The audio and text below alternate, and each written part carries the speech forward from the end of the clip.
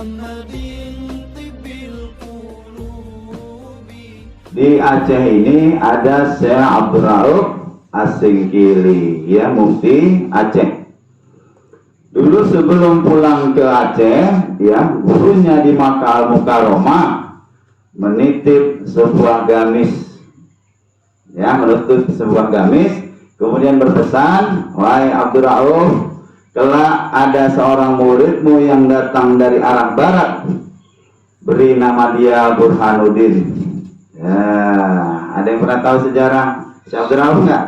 Pernah baca manakibnya? Harus sering-sering baca manakib para aulia min auliaillah, ya, karena setiap kita membaca kisah-kisah orang soleh, wabil khusus para aulia Allah, maka Allah akan menurunkan rahmat. Jadi dua murid Syekh Abdul Rauf As-Singkili yang masyhur di Sumatera ini ada namanya Syekh Burhanuddin Ulaan. Alhamdulillah, Abi sudah ziarah ke Pariaman, Padang, Sumatera Barat. Beliau yang mensiarkan tarekah Syatariyah, ya. Jadi benar, datang 5 pemuda dari Sumatera Barat, ya, salah satu bernama Pono. Dulu sebelum ditabalkan nama oleh Syekh Abdul Rauf As-Singkili, nama beliau ini adalah Pono, ya. Kemudian datang, dan akhirnya sesuai dengan perintah gurunya tadi, diberikanlah gamis ini kepada si Pono tadi, kemudian ditabalkan namanya menjadi Burhanuddin. Jadi orang-orang di Padang sana, khususnya di Pariaman, kalau mau naik haji harus ziarah ke kuburan Syekh Burhanuddin Ulaan. Murid yang kedua yang masyhur adalah Syekh Muhyi Pamijahan, ya, ini di daerah di Tasikmalaya, ya, 2 jam dari kota Tasikmalaya, itu di sebuah gunung. Syekh Muhyi Pamijahan adalah mursyid, ya, Satariyah yang menyebarkan thariqah Satariyah di Pulau Jawa. Nanti kalau baca, ya, manakibnya, beliau ini dikenal dengan memiliki sebuah gua, yang guanya itu pernah menjadi tempat khalwatnya Syekh Abdul Qadir Jailani, Al-Jailani.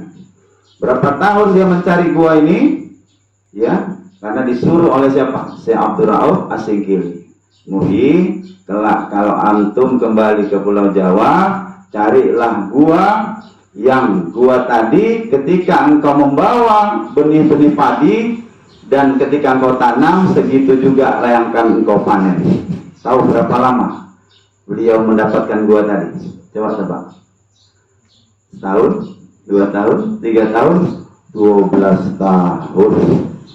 Dari mulai Kediri, dia orang Kediri, sampai akhirnya, ya, balik ke arah Jawa Barat di Tasikmalaya, itulah dia menanam benih padi, kemudian panennya juga sejumlah yang dia tanam tadi.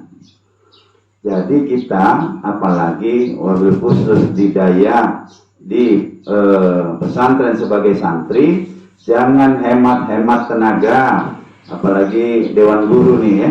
Kemudian hemat-hemat apalagi waktu dan sebagainya. Kalau sudah, ya, syekh kita, syekhuna kita menyuruh sesuatu, maka mandangnya jangan syariat, tapi hakikat, ya. Al ulama al warisatul ambiyah, ya.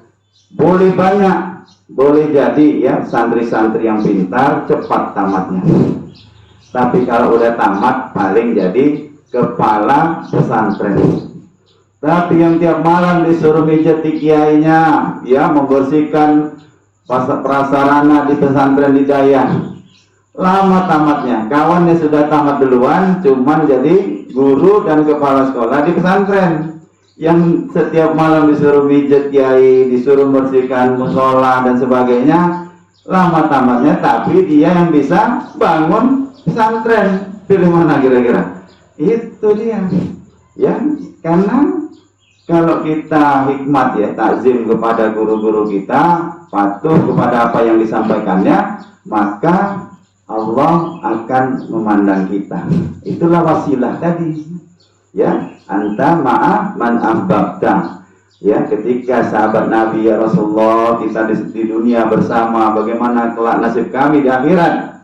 ya, maka Rasulullah yang bersabda, anta ma'a man ahbabta, engkau bersama orang-orang yang engkau cintai.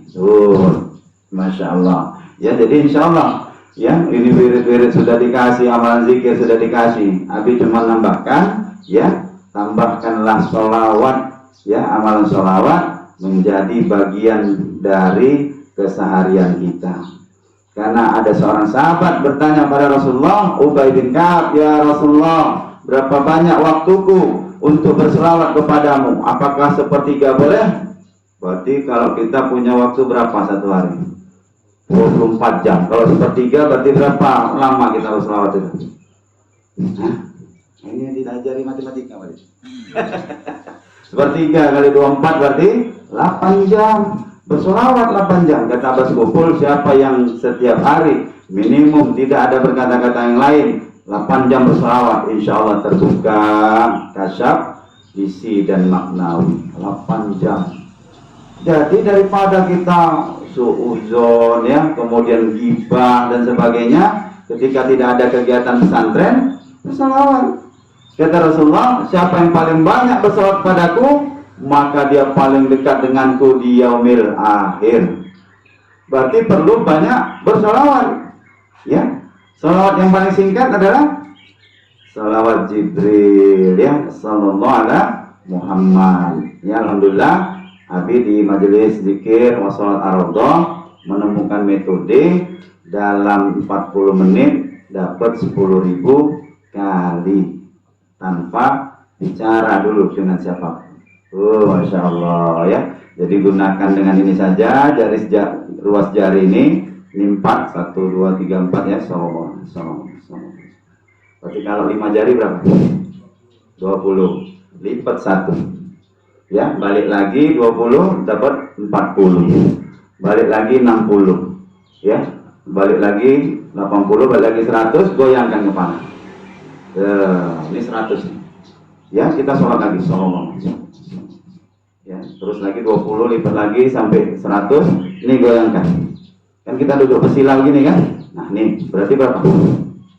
200. Main lagi, sallallahu.